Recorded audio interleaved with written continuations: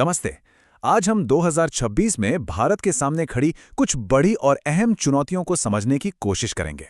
ये वो चुनौतियां हैं जो देश के भविष्य की दिशा तय कर रही हैं। तो चलिए सीधे मुद्दे की बात करते हैं। देखिए, ये जो एक लाइन है ना, असल में इसी में भारत की आज की पूरी कहानी, पूरी दुविधा छिपी हुई है। एक ऐसी स्थिति जहां देश के अंदर क्या हो रहा है और बाहर दुनिया में क्या चल रहा है, ये दोनों चीजें आपस में बुरी तरह से उलझ गई हैं।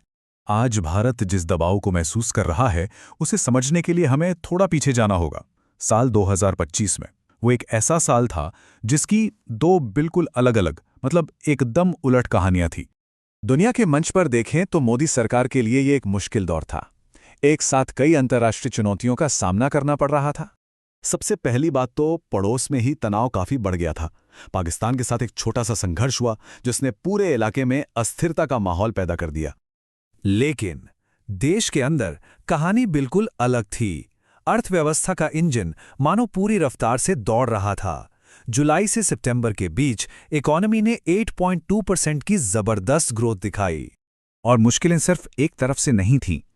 नेपाल में राजनीतिक उथल-पुथल और बांग्लादेश के साथ रिश्तों में आई थोड़ी खटास ने क्षेत्रीय समीकरणों को और भी ज्यादा पेचीदा बना दिया था।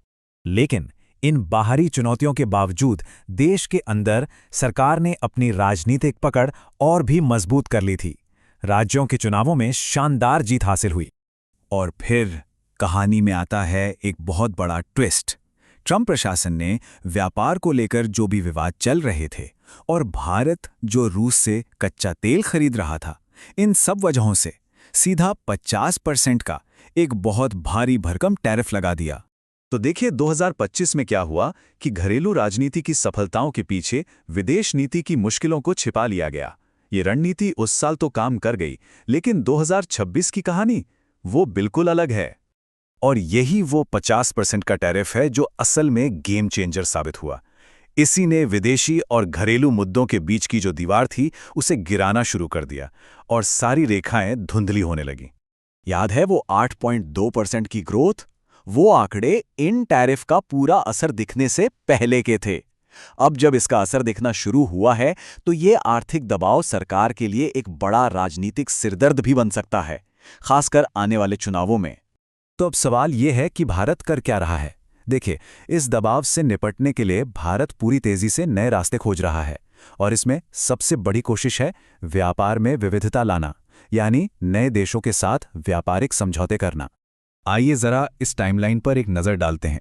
बातचीत तो सालों से चल रही है, लेकिन अब अर्जेंसी बढ़ गई है। यूरोपीय संघ, जो भारत का सबसे बड़ा व्यापारिक भागीदार है, उसके साथ एक डील को फाइनल करना अब एक बहुत बड़ी प्राथमिकता बन चुका है। ये जो आर्थिक दबाव है ना, ये भारत को विश्व मंच पर एक बहुत ही मुश्किल संतुलन साधने के लिए मजबूर कर रहा है। एक्सपर्ट्स इसे मल्टी अलाइनमेंट कहते हैं, मतलब एक साथ कई खेमों से रिश्ते बनाए रखना। ये स्लाइड इस रणनीति को बहुत अच्छे से समझाती है। एक ही वक्त पर दो अलग अलग नावों पर सवार होने जैसा है ये। एक तरफ अमेरिका और जापान जैसे पश्चिमी देशों के साथ सैन्य अभ्यास चल रहे हैं, तो वहीं दूसरी तरफ ब्रिक्स जैसे मंच पर रूस और चीन के साथ आर्थिक रिश्ते मजबूत किए जा रहे हैं। लेकिन इस मल्टी अलाइनमेंट की अपनी चुनौतियां हैं। इसमें विरोधाभास साफ दिखते हैं। भारत खुद को ग्लोबल साउथ की आवाज कहता है, लेकिन जब अमेरिका के साथ अच्छे रिश्ते बनाए रखने की बात आती है तो कई बार ये आवाज थोड़ी धीमी हो जाती है, जैसा वेनेजुएला के मामले में देखा गया। और ऐसा ही एक सधा हुआ और कुछ हद तक खामोश रुख गाजा और यूक्रेन के संघर्षों पर भी देखा गया है। ये सब उसी मुश्किल रस्सी पर चलने जैसा है जिस पर भारत इस वक्त संतुलन बनाने की कोशिश कर रहा है। तो इन सबके बीच इस बेहद अहम मोड़ पर आज भारत आखिर खड़ा कहाँ है? आगे का रास्ता बिल्कुल आसान नहीं है। अर्थव्यवस्था से लेकर पड़ोस तक और जियोपॉलिटिक्स से लेकर टेक्नोलॉजी तक हर मोर्चे पर बड़ी और एक दूसरे से जुड़ी हुई चुनौतियां सामने खड़ी हैं। और अंत में यही वो सबसे बड़ा सवाल है, आज की दुनिया जो इतने खेमों में बटी ही है, क्या उसमें भारत की ये मल्टी अलाइनमेंट की रणनीति सच में कामयाब हो पाएगी? इसका जवाब ही वैश्विक मंच पर भारत की कहानी का अगला अध्याय लिखेगा।